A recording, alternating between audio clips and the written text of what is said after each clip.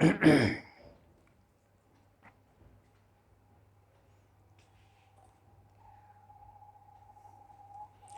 प्यारे बच्चों नमस्कार। मैं बेटावर क्लासेज में अरुण कुमार राय आपका स्वागत करता हूं। आज हम लोगों को आपकी पाठ्य पुस्तिका का चैप्टर 1.3 का प्रश्न नंबर 3, उसको 3 पार्ट में उन्होंने किया है।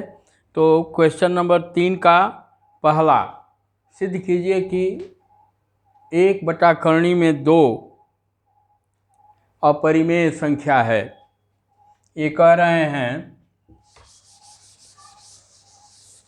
सिद्ध कीजिए कि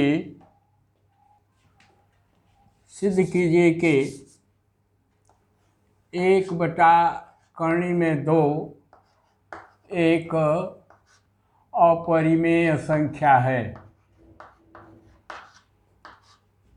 एक अपरिमेय संख्या है। ऐसे प्रश्नों को हल करते समय पहले हम लोग इसके ठीक उल्टा हम लोग यह पहले मानेंगे कि यह है तो 1/करणी में 2 एक अपरिमेय संख्या है, लेकिन कैसे है इसी को हम लोगों को सिद्ध करना है। तो ऐसे प्रश्नों को हल करते समय पहले हम लोग मान लेंगे कि यह एक परिमेय संख्या है। तो हम यहाँ लिखेंगे माना 1/करणी में 2 एक परिमेय संख्या है।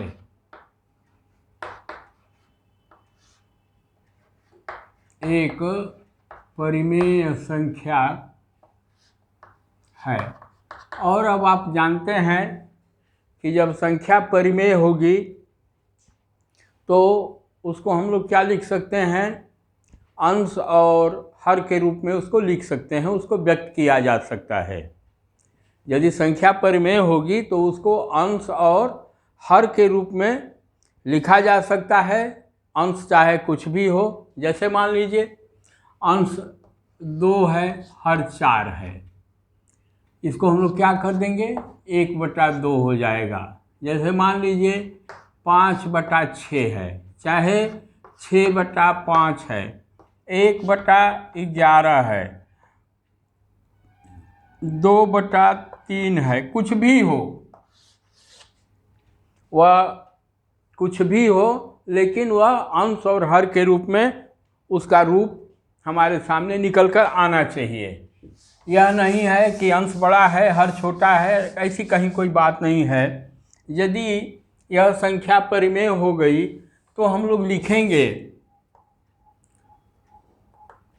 अतः 1/करणी में 2 बराबर a/b।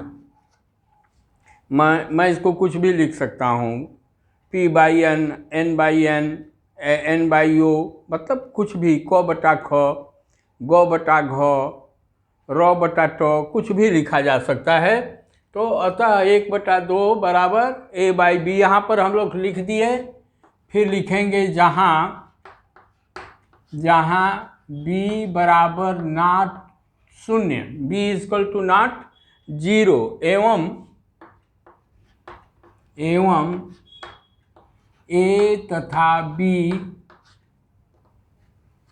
क्या है, पूर्णांक संख्याएं हैं। क्या लिखेंगे हम लोग किसको, a/b क्या है, पूर्णांक संख्या है,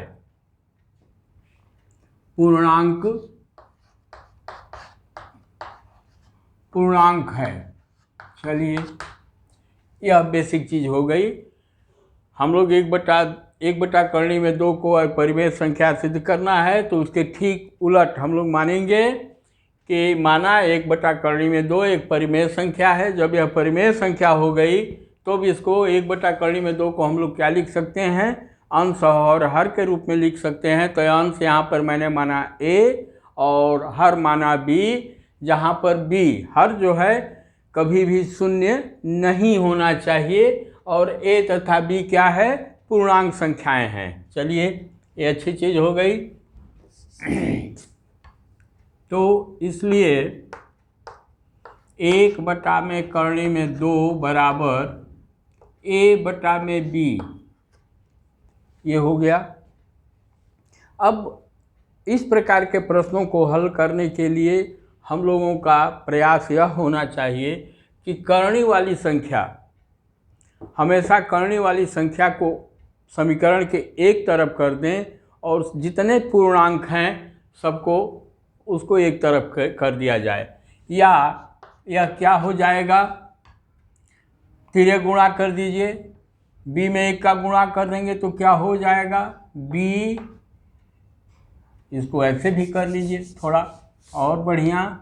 यह इस इधर आएगा तो 1 गुणते b होगा और ये बराबर क्या हो जाएगा, यह a में करनी में 2 का गुणा हो जाएगा, a गुणते करनी में 2 हो गया। चलिए ये भी अच्छी बात। अब नियम यह कहता है कि सारी जो जितनी भी पूर्णांक संख्याएं हैं उनको हम लोग एक तरफ कर लें। तो यह a गुणते करनी में 2 है, अब a को हम लोग इधर ला देंगे। 1 गुणते b जब करेंगे तो क्या होगा b, एक स्टेप और आगे बढ़ लीजिए, या b बराबर a करनी में 2। यह क्या कह रहा है, यह करनी में 2 को मैं a को इसके नीचे ला दूंगा, या b बटा a बराबर करनी में 2। अरे आप कहेंगे कि अरे यह क्या a बटा b है, तो यहाँ पर आपने b बटा a कर दिया।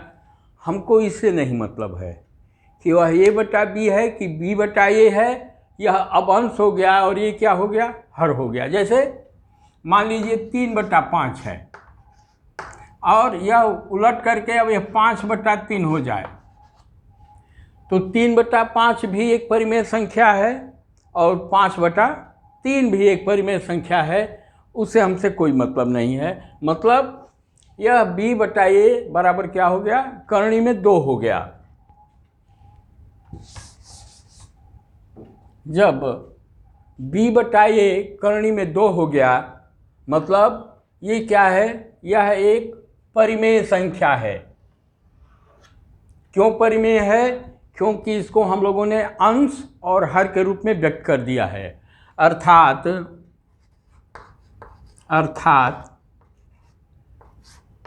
b बटा a एक परिमेय संख्या हुई, परिमेय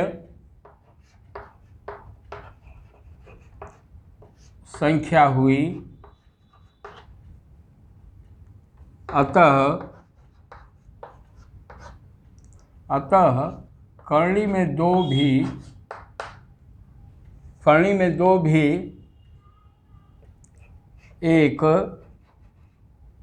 परिमेय संख्या होगी।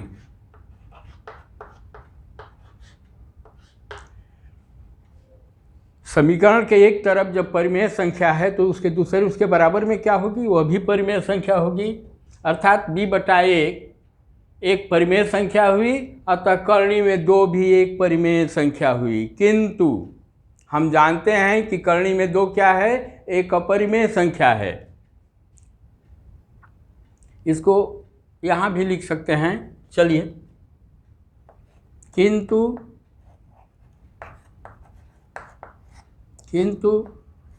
हम जानते हैं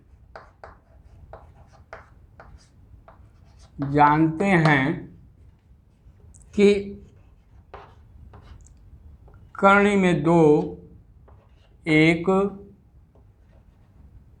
अपरिमेय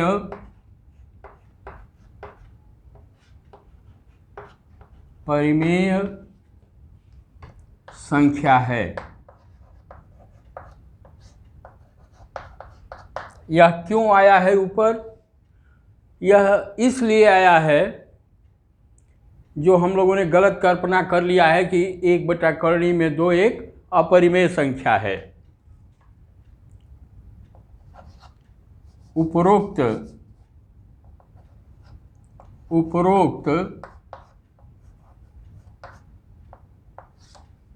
उपरोक्त मतलब करणी में 2 परिमेय संख्याएं है। उपरोक्त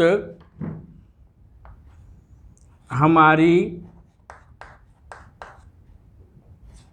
गलत कल्पना के कारण है। गलत कल्पना के कारण है। अतः 1 करणी में 2 एक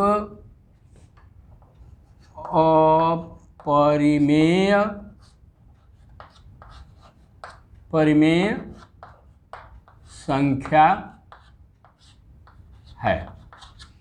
ठीक, यह हम लोगों ने जो गलत कल्पना कर लिया है उसके कारण यह 1 करणी में 2 हम लोगों का एक परिमेय संख्या के रूप में आया।